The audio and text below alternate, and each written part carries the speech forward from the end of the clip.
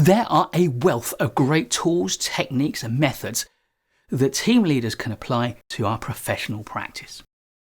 So in this video, I want to look at 7 tools and methods for team and project leaders.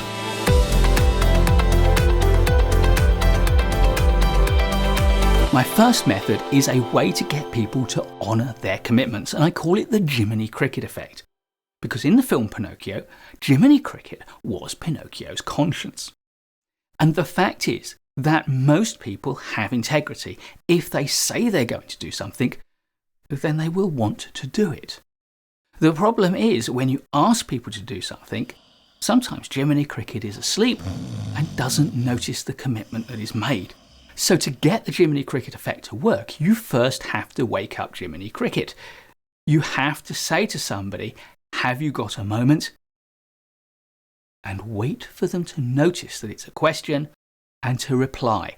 And it's at the point that they reply that Jiminy Cricket has awoken.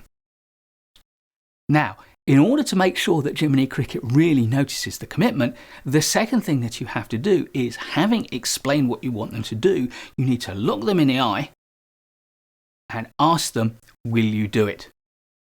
And crucially, wait for an answer. Because when you're looking them in the eye and waiting for an answer, that's when Jiminy Cricket realises that a commitment is about to be made. And if they say yes, Jiminy Cricket has noted it, and all you have to do now is to remind them shortly before that thing is due, and then Jiminy Cricket can get to work. If they haven't done it, then Jiminy Cricket, their conscience will nag at them, and they will start to comply unless they have a compelling reason why it's not possible. Number 2 is to maintain motivation with milestones. Because one of the things that we know is that people are motivated by a feeling of progress and success. The more milestones you set for people in amongst the stages of their tasks, the more points they will have where they will recognise success and progress. And at each of those success and progress points, you have 2 opportunities. One is the opportunity that they will go home knowing they've achieved something, and the other is the opportunity that you have to recognise their progress and to praise them for it. Just think, you've got a 3-day task and you go home at the end of day 1 with a sense that you haven't really done very much, nothing's finished. But if you have a 3-day task with 6 milestones along the way, chances are you'll go home at the end of day 1 thinking, I've hit 2 of my milestones, I have made progress. The third thing is the ability to communicate setbacks effectively. Because leadership is easy and everything is going right and smoothly. The real measure of a leader is when things start to go wrong. Setbacks are a part of life. As a leader, the question is, how do you handle this kind of adversity? Well, the starting point is how you communicate the setback. And there's a simple rule here. Honesty is not the best policy. It's the only policy. Start by setting out objectively and clearly how things really are. Then motivate people with a picture of how things can be. As soon as you start looking back and looking for blame, you diminish motivation and you rob people of their enthusiasm to fix the problem. So you've told people how things are, and you've also told people how you think things can be. Now set them the challenge to work out how to bridge the gap. If you already have the answer, then you need a great call to action. But if you don't, your call to action is to get the team together working the problem. At times of uncertainty and adversity, the role of a leader is to restore a sense of purpose, a sense of control, and a sense of certainty. Fourth, you need to get comfortable with resistance. Because when you're creating change, as we do as project managers, then there is one law which is for sure. Resistance is inevitable. People will resist change. Therefore, you need to learn to understand it, to anticipate it, to interpret the resistance and to deal with it in a positive, respectful manner. For this, we need my onion model of resistance, which I document fully in an article on our website and also in my books, Handling Resistance Pocketbook and Brilliant Project Leader. My onion model of resistance looks at 5 levels of resistance that you will encounter when facing change, and indeed the rotten core of the onion as well.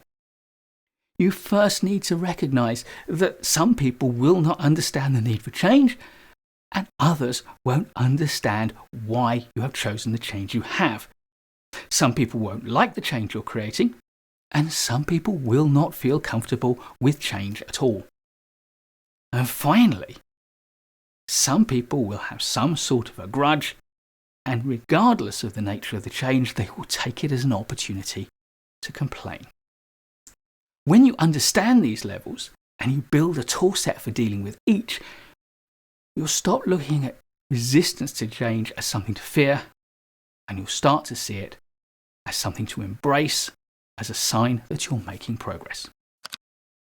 Fifth, and related, you need to be able to understand the patterns of conflict. And for me, there is no better tool to use than Stephen Cartman's drama triangle, which recognizes that conflict arises when people start to play emotional games with one another. And the conflict usually starts with one person taking a position on the triangle, either as persecutor, as victim, or as rescuer. That drives other people onto the triangle as well, but nobody feels comfortable in any position on the triangle, so you will see people seizing additional positions and driving other people away from their positions onto other positions. The drama triangle is a fantastic tool for understanding the way that people get into conflict and for understanding why it is impossible to resolve conflict whilst still on the drama triangle. When people start to play games, the only thing you can do is to step off the triangle, to recognize the unhelpful dynamic, and to invite other people to pause and to come back with a more constructive, more adult attitude.